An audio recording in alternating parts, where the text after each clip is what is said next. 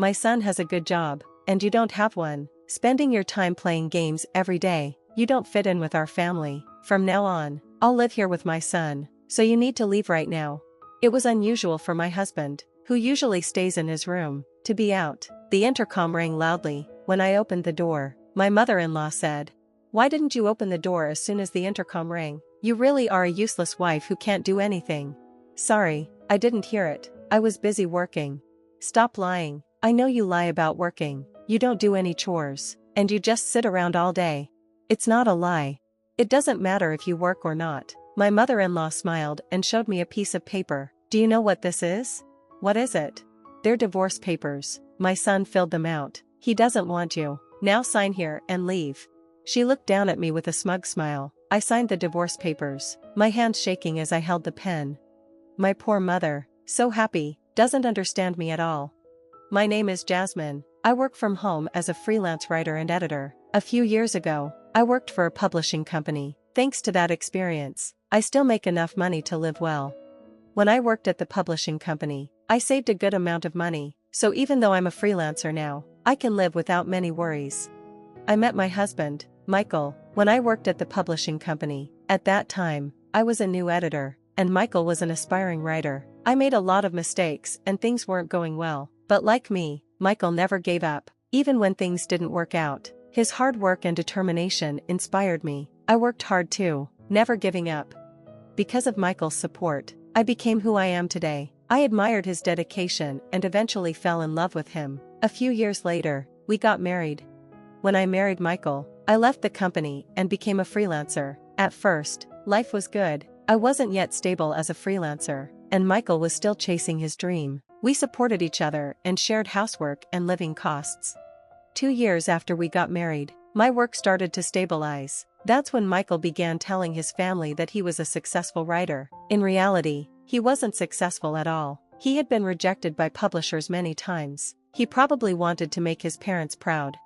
I didn't want to worry his family, so I didn't say anything and just went along with Michael's story when we visited his parents.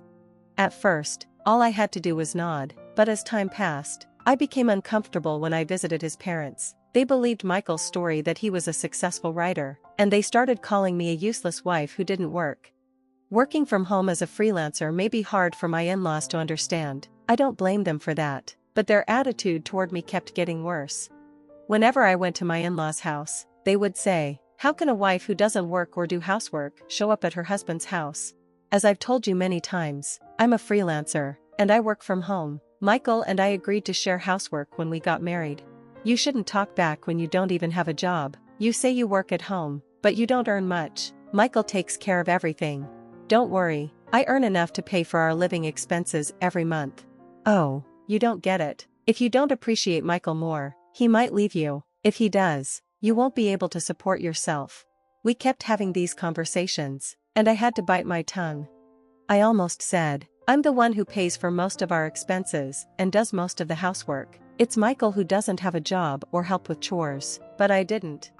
At first, I only heard their sarcastic comments when Michael wasn't around, but recently, when we went to dinner at his parents' house, they only prepared food for Michael, and I had no seat. It became normal that they didn't care about me.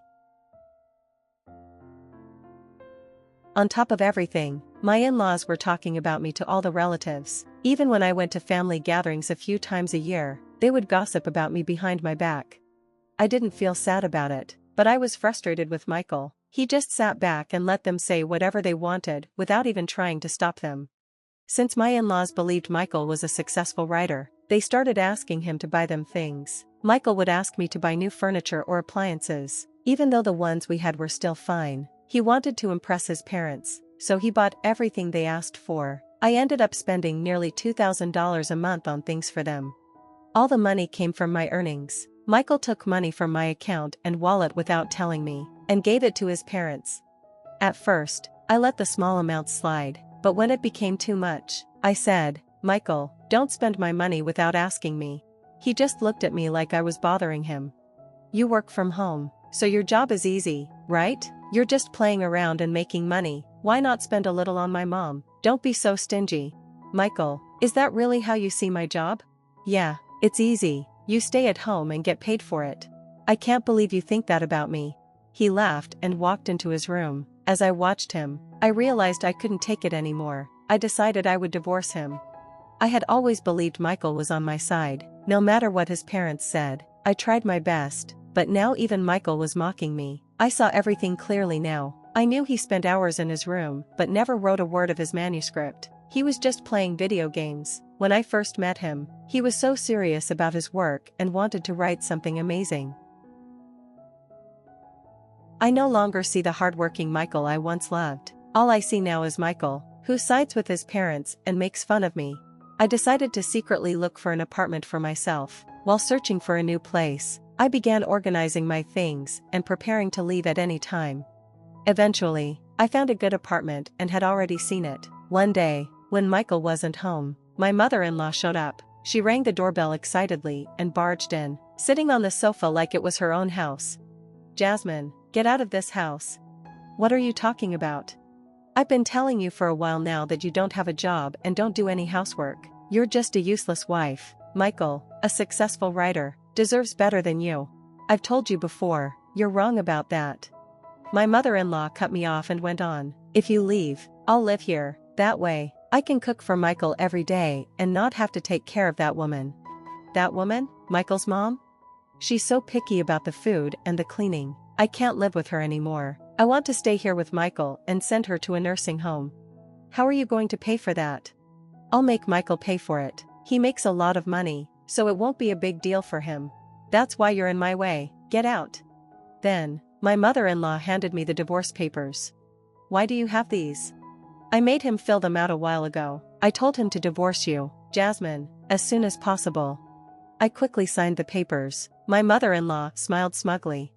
I checked the divorce papers, and sure enough, they were written by Michael. This actually worked out in my favor. I had been planning to move out, but I wasn't sure how to get a divorce. I thought Michael would resist, but now the papers were ready. I thought it would be a long process, but my mother-in-law handed me everything without any struggle. She seemed surprised that I filled out the papers so easily but quickly returned to her usual attitude. "Now get out. Leave everything behind. All the furniture was bought with Michael's money, so you can't take anything." She laughed. I packed my things, moved into my new apartment, and also filed the divorce papers at the municipal office. I was starting a new life without any problems. It was so much easier to work without anyone bothering me or mocking me. I felt like my work was going better than before. 3 days after I moved out, while I was working at home, I got a call from Michael. When I answered, he said in a sad voice, "Please come home." "What's going on now?" "I'm sorry, please come back." "I'm not coming back, we're already divorced." "I didn't agree to the divorce, it's not valid." "But the papers were written in your handwriting." "That was just a threat, I didn't want a divorce." "That doesn't change the fact that you wrote them. A divorce is a divorce. You get to live with your family now, you should be happy." "I'm sorry, but my family thinks I'm a writer. They quit their jobs and moved here, expecting me to support them. Now they want me to pay for grandma's surgery, and I don't have that kind of money." "I see, so, that's why you want me to come back." "Yes, and now that my parents know I've been lying, they're really mad at me. They're all demanding that I bring you back. You know how hard this is for me. Please come back. Let's live together again." "Do you really think I'm going to say yes? I've told you many times, we're divorced. You need to face your real problems." "Don't say that, Jasmine." No matter how many times I said no, Michael wouldn't stop asking. He kept holding on to me. I told him over and over that we were strangers now, that we were divorced, but he didn't listen. "Fine, I'll divorce you if you keep pushing, but if we do, you should be responsible for my parents' care and alimony, since you were supposed to take care of them when we were married." "What are you talking about?" "Well, if you hadn't divorced me, my parents would have ended up in a care facility, and we would have had to pay for their care, so, now you should pay for it. You divorced me on your own. They found out I lied about being a successful writer, and my parents got mad at me. All of this is because of your selfish divorce. I can't pay alimony." "No, I won't pay that because I don't get what you're saying. When we were married, it was you who called me a jobless, useless wife. You lied about me, and your parents and relatives believed you. I was hurt more than you. I'm not interested in you anymore. If you need money, why don't you borrow it from the bank or somewhere else?" With that, I hung up the phone without waiting for Michael's response. I blocked his number and changed it. A few months later, I passed by my in-laws' old house, which had been sold and turned into a parking lot. There was no trace of the house left. While I was looking at the parking lot, a neighbor, who had been shopping, came over and told me that Michael's family had to move into an old apartment because they were all unemployed and out of money. They had been fighting every day, and the neighbors could hear them. It was so loud that the police had been called. She patted me on the shoulder and said, "You had a tough time too." Before walking away, I turned my back on my former in-laws. Michael had lied to look good, but the more he lied, the bigger the gap between the truth and his lies became. I never expected things to end this way, but it turned out to be a more interesting story than the ones Michael wrote. It shows how small lies can lead to big problems. I wonder if Michael, who wanted to be a writer, ever imagined this would happen. The truth is stranger than fiction. I feel a little sorry for him because he ruined his life by lying to his parents for his own pride and satisfaction, but I've learned from him. I won't let myself end up like that.